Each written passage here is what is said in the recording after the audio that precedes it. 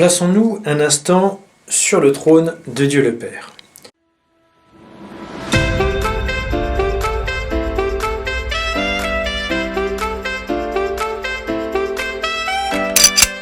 Dieu le Fils s'incarne. Le Verbe s'est fait chair. Ce qu'on appelle Jésus. Jésus, c'est Dieu qui s'est fait homme.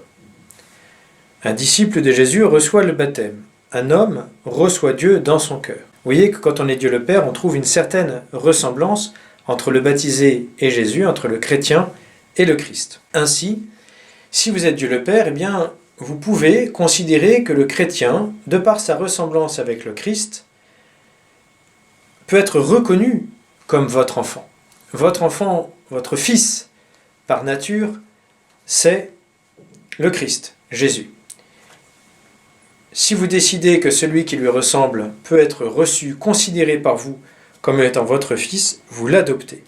Et c'est pourquoi nous disons que par le baptême, nous devenons enfants par adoption. Nous devenons fils de Dieu par adoption. Est-ce à dire que Dieu le Père, que Dieu n'aime pas les autres personnes?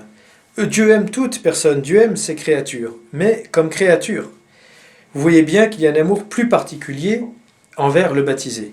J'ai envie de dire, c'est comme vous aimez les enfants c'est mignon. Bon, et mon enfant, c'est pas pareil. Mon enfant, je l'aime à un titre tout particulier. Ça ne veut pas dire que j'aime pas les autres enfants, ça veut dire que j'aime particulièrement mon enfant. Eh bien, quand vous êtes Dieu le Père, vous avez exactement ce type d'amour. Vous aimez tous les hommes, vos créatures, vous aimez tous les enfants, et vous aimez particulièrement vos enfants. Alors on dit parfois, nous sommes tous enfants de Dieu. Ça dépend, qu'est-ce qu'on entend par là? Si on veut dire que nous sommes tous issus de Dieu comme créatures, oui, au sens large, nous sommes tous enfants de Dieu. Pourtant, nous devenons enfants de Dieu par le baptême, ce qui signifie que nous ne l'étions pas avant. Nous devenons fils adoptifs de Dieu par le baptême, à l'image de son Fils par nature, Jésus. Tout ce développement de la vie baptismale qui doit s'accomplir est une charge qui est confiée aux baptisés. Mais voyez bien que, puisque le baptisé est petit, la plupart du temps, il est confié aussi à ceux qui le présentent au baptême. S'il n'est pas un adulte qui vient se présenter au baptême, ce sont ses parents qui le présentent au baptême. Et donc la mission des parents est celle-là, accompagner le développement de la vie divine dans le cœur de leur enfant. Rien que ça. Ils le font par la parole, l'enseignement, et par l'exemple. En montrant l'exemple de la prière, l'exemple des bonnes œuvres, de la bonne action. Et puis, comme cette mission est relativement difficile, eh bien, les parents ont le droit d'être secondés avec une ou deux personnes, que l'on appelle le parrain et la marraine. Dans la tradition française, on prend un parrain, une marraine. Dans le droit canonique, le droit de l'Église, il est demandé qu'il y ait un parrain ou une marraine au minimum. Donc, en avoir deux est permis, mais ce n'est pas absolument requis. Parrain, ça vient du latin patrinus, qui veut dire le petit père.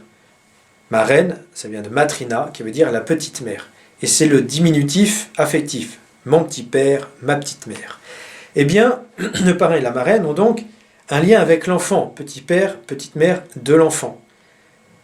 Mais ils sont, de par leur fonction, les soutiens, les contreforts des parents. Ce sont les parents qui choisissent telle ou telle personne de confiance pour veiller sur leur enfant.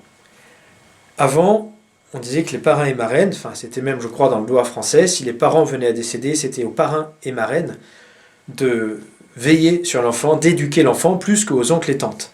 Ce n'est plus aujourd'hui le cas dans la loi, mais je crois que c'est encore très présent dans l'esprit des gens lorsqu'ils choisissent un parrain et une marraine. Ce sont vraiment des personnes de confiance, des personnes à qui je suis prêt à confier mon enfant, voire le confier pour le reste de son existence si je venais à dépérir.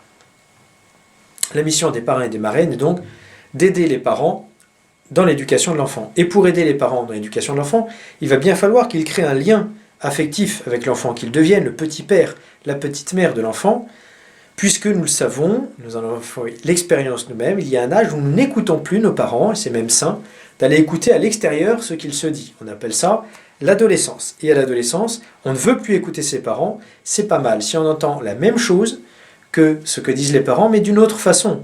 Le message est le même, l'emballage a peut-être changé, la façon d'expliquer a peut-être changé, et puis il y a les grands-parents pour ça, etc. Mais parrains et marraines font aussi vraiment partie des atouts que les parents ont de leur côté pour permettre à leur enfant de développer cette vie chrétienne.